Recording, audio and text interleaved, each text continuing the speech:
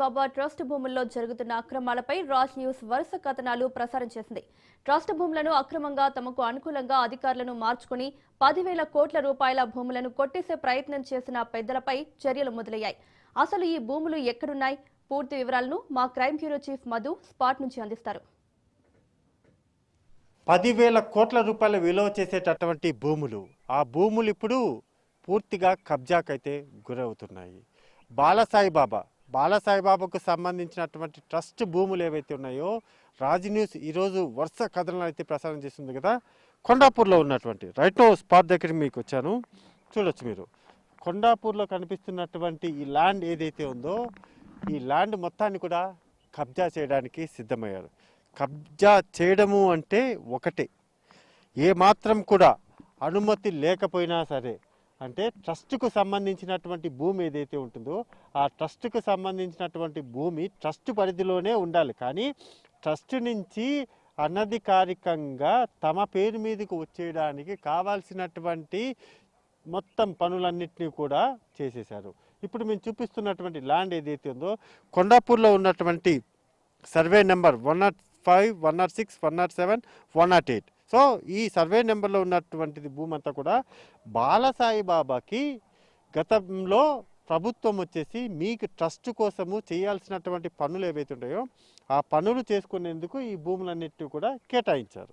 అలా కేటాయించినటువంటి ఈ భూములు ఇప్పటి వరకు కూడా ఇలాగే ఉన్నాయి. అయితే ఈ భూముల మీద కొంతమంది కన్నుబడింది. ఎవరు ఏంటి అనేది డీటెయిల్గా కూడా మనం చూద్దాం. అయితే ఇక్కడ ఉన్నటువంటి భూములు ఏవైతే ఉన్నాయో ఈ భూములకు సంబంధించి 42 ఎకరాలు ట్రస్ట్కు ఉంటే మరో 15 ఎకరాలను కలిపి వీటన్నిటిని కూడా జీపీఏ చేసుకొని ప్రైవేటు వ్యక్తుల పరం వెళ్ళడానికైతే స్కెచ్ అయితే జరిగింది. ఎవరు ఈ మొత్తం వ్యవహారానికి సంబంధించి కీలకంగా వ్యవహరించింది ఎవరు అనేది చూసుకుంటే మాత్రము బాలసాయిబాబా చనిపోయిన తర్వాత కొంతమంది రంగంలోకి దిగారు. లైక్ నూజివీడు సీడ్స్ మండవ ప్రభాకర్ కావచ్చు, ఆయన పేరు మీద ఉన్నటువంటి బినామీ కంపెనీ ఏదైతే భూపతి ఎస్టేట్స్ ఉందో అది, అదేవిధంగా ట్రస్టీలు అయినటువంటి తుమ్మేపల్లి రామారావు, ఉషశ్రీలు, అదేవిధంగా ఫినిక్స్ లివింగ్ ప్రైవేట్ లిమిటెడ్కు బాధ్యులైనటువంటి కృష్ణారావు, ప్రసాదులు, వీళ్ళందరూ కూడా ఈ సర్వే నెంబర్ ఏదైతే ఉందో ఈ సర్వే నెంబర్ 106, 107, 108 ఏదైతే ఉందో దీనికి సంబంధించి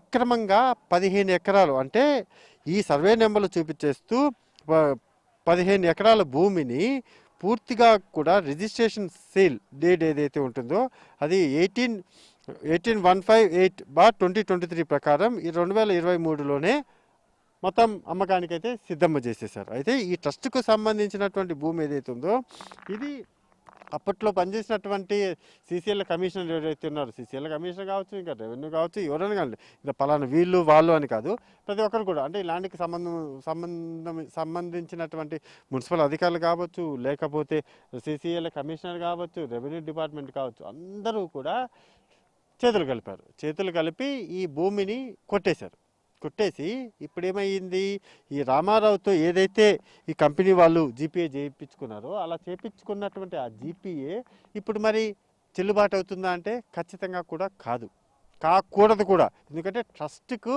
ఇచ్చినటువంటి భూమి ట్రస్ట్ పరిధిలో మాత్రమే ఉండాలి.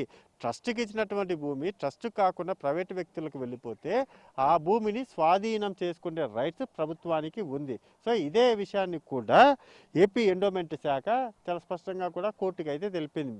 ట్రస్ట్కు సంబంధించినటువంటి భూములు కబ్జాకు గురయ్యాయి అనేటటువంటి విషయాన్ని చెబుతూనే ట్రస్ట్లో ఇక మేము కూడా ఇన్వాల్వ్మెంట్, అంటే భూములకు సంబంధించినటువంటి వ్యవహారంలో మేము కూడా ఇన్వాల్వ్మెంట్ అవుతాము అనేటటువంటి పాయింట్ని కూడా కోర్టుకు తెలిపిన నేపథ్యంలోనే ఇదంతా, అంటే ఇంత కథ నడుస్తున్నా సరే ఇక్కడ ఉన్నటువంటి తెలంగాణ గవర్నమెంట్ ఎందుకని స్పందించట్లేదు.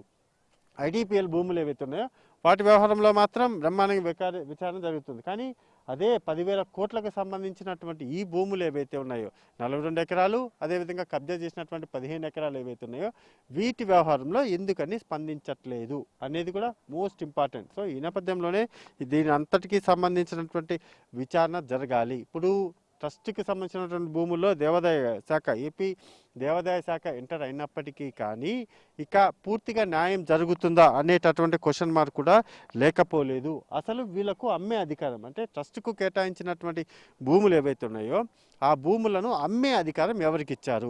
రామారావుకి సింపుల్గా ట్రస్టీగా ఉన్నటువంటి రామారావు ఎవరైతే ఉన్నారో ఆ రామారావుకు ఎవరిచ్చారు అనేది చాలా కీలకం. అతనికి పవర్, సిగ్నేచర్ రైట్స్ ఏమీ లేవు. అంటే ట్రస్ట్కు సంబంధించినటువంటి భూములను ప్రైవేటు వ్యక్తులకు మార్చే రైట్స్ అయితే అతనికి లేవు. లేకపోయినా అతను ప్రైవేట్ వ్యక్తుల పేరు మీద లైక్ ఫినిక్స్ కంపెనీ ఏదైతే ఉందో భూప్తే ఎస్టేట్స్ కావచ్చు, న్యూజివీడ్ సీడ్స్ కావచ్చు వీళ్ళకు వెళ్ళేలాగా చేశారు అంటే అది ఎలా?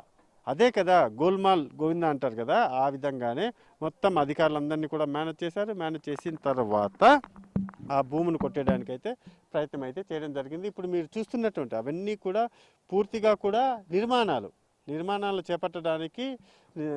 చేపట్టేసి వాటిని కోట్ల రూపాయల రూపంలో ఆ బిల్డింగ్లన్నింటినీ కూడా నిర్మించేసి పెద్ద పెద్ద వెంచర్లు వేసేసి వాటినన్నింటినీ కూడా అమ్మడానికి ప్రయత్నం అయితే జరుగుతుంది. చాలా దర్జాగా కూడా బోర్డు కూడా పెట్టడం జరిగింది. The land belongs to Bhupathi associates అని చెప్పి సర్వే నెంబర్ 105, 106, 107, 108 అంటూ కూడా అక్కడ పెట్టారు.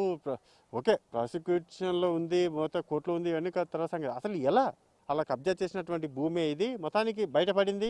మొత్తం దీని వెనక ఉన్నటువంటి పెద్దలందరూ కూడా ఒక్కొక్కరిగా బయటకు వస్తున్నారు. కాబట్టి నెక్స్ట్ ఎటువంటి యాక్షన్ ఉండబోతుంది?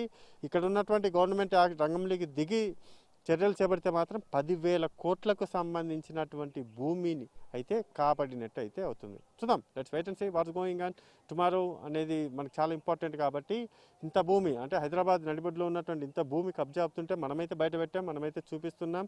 ఇది జరిగింది, ఏం జరిగింది అనే విషయాలన్నింటినీ కూడా మనమైతే ఎక్స్ప్లెయిన్ చేసాం. Over to studio.